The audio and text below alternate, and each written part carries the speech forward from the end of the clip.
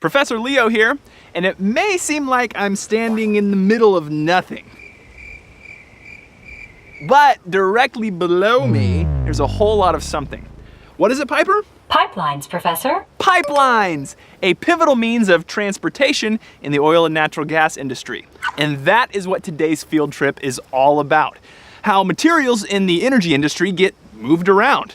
Uh-oh. Don't say it. Road trip! 99 gallons of oil in the pipe, 99 gallons of oil. Move one out, ship it to town, 98 gallons of... Make it stop. Gotta keep my energy up. Takes a lot to keep moving. In fact, Nice segue. America depends on an extensive network of pipelines to move the raw and refined materials that fuel our nation's economic engine. These pipelines are the unsung heroes of many utilities. Water, sewer, telephone lines, liquid petroleum, and natural gas, all hidden beneath our feet. Like zombie gophers. Okay. These pipelines travel through neighborhoods and communities, stretch across farms, forests, deserts, and everywhere in between, safely and efficiently. More than I can say for your driving. Hey, I do the jokes. The extensive infrastructure of America's natural gas and oil pipelines is heavily regulated by the Department of Transportation. They make certain that it is the safest, most efficient way to move natural resources. The United States has more than 190,000 miles of liquid pipelines and over 300,000 miles of natural gas pipelines. Say, huh? I know, right? If you laid all those pipes out in a straight line, they would stretch coast to coast across the nation 169 times. To keep this many pipelines environmentally safe and efficient, integrity management procedures are key.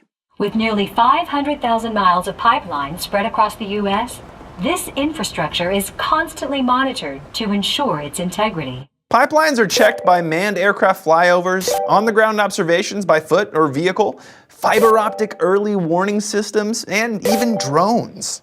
High tech. High awesomeness. One procedure uses a pipeline intervention gadget, a device that is launched into a pipeline and scrapes the sides to clear any debris or buildup. Pipeline intervention gadget? They should call it a pig! They do call it a pig. And when it scrapes the sides, it should squeal like a pig. It actually does. But not all pipelines are the same. Like snowflakes or babies. For instance, the natural gas pipeline network delivers natural gas directly to homes and businesses. You learn something new every day. How about this? When natural gas is processed, an odor is added. On purpose?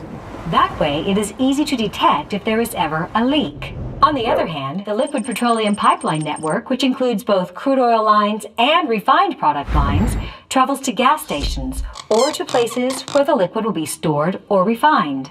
But pipelines are certainly not the only means by which oil travels. It can also travel by railway. Railway. We'll go with yours. By railway, the oil is loaded into tank cars and moved by train across the rails to the planned destination. The more tank cars, the more oil transported, which makes me extremely tankful. Marine oil tankers and barges are used because they can carry a lot of oil, so the amount it costs per barrel to transport is less expensive.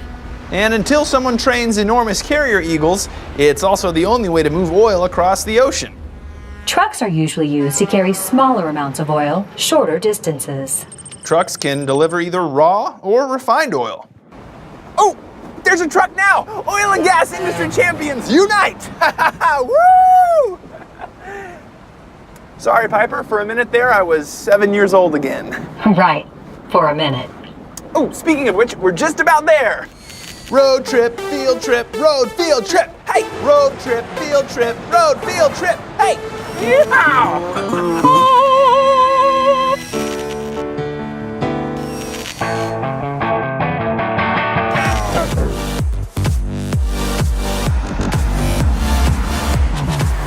Just enough time to discuss how oil is stored. After it is pumped out of the ground, the crude oil can either go straight to a refinery or travel to a tank farm, also called an oil depot, which is an industrial facility where crude oil is stored until it is transported to a refinery. Where do they put that much crude oil? Well, an oil depot typically has tanks. This particular tank is above ground, but sometimes an oil depot's tank is located underground. We're here! We made it! Cushing, Oklahoma, pipeline crossroads of the world! World? Right here, smack dab in the middle of Oklahoma, Did you actually just say smack dab? is the largest oil storage facility in the United States. Cushing, Oklahoma is an important location in the oil industry because of its many intersecting pipelines, storage facilities, and easy access to refiners and suppliers. A major trading hub, crude oil flows inbound to Cushing from all directions and outbound through dozens of pipelines. Cushing's crude oil storage capacity is roughly 80 million barrels. That's 3.36 billion gallons. Enough to fill the tanks of 224 million cars! This is stored in dozens of steel storage tanks that fan out from the outskirts of town, as well as tank farms that march on for miles. They connect to every major oil patch in North America through a maze of pipelines. Amazing. Why did I know you would say that? One of the most pivotal junctures in the oil industry, and it's right here in Oklahoma. We'd best get back to the lab, Professor Leo. This is a road trip, Piper. We still have to visit 3 farmers markets and the American Pigeon Museum. Oh, to have legs so I could run away. Oklahoma, where the wind comes sweeping down the plains. Where the waving wheat Can sure smell sweet when the wind comes right behind the rain. All right, Piper. Not bad, not bad. I still got you by a little bit. Oh, you think so? I think so. Back to the lab.